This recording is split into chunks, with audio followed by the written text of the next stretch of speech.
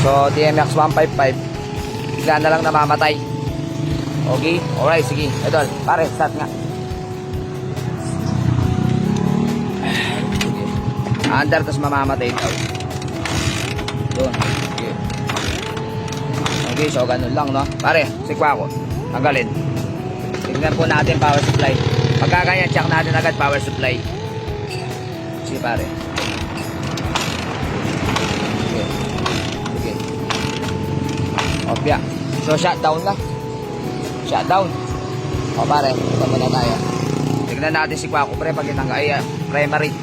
So common issue lang naman madalas mga to, primary eh.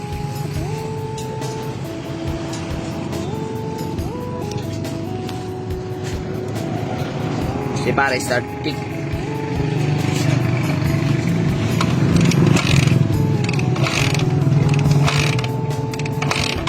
Si pare. Sige. Sige. Sige, parang hindi nakasuti. Sige. Sige. Sige. Sige. Sige. Okay. So malakas ang primary. So duda ko dito grounded ang susi nito. No, naglolos ang sakit CDI. Okay, so tignan natin CDI, tanggalin mo na yung upuan. Okay po. So ngayon, subukan muna natin irekta. So yung wire na to, ito yung papunta sa ignition switch o kill switch. Okay. Sige. Me. Tignan natin kung may kukuryente na lalabas. Sige. Ayun o. Ayun o. Ayun o. Okay. O, sige. Confirm po. Ang sira lang ignition switch. So hindi ka lang nagpalit na CGI. Hindi ka lang magpalit ng stator. Sige, start.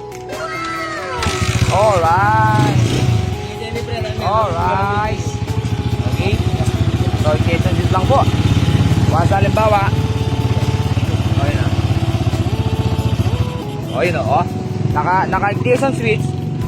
Pag i-connecta mo yung susi niya mismo, namamatay. Sige, start ulit.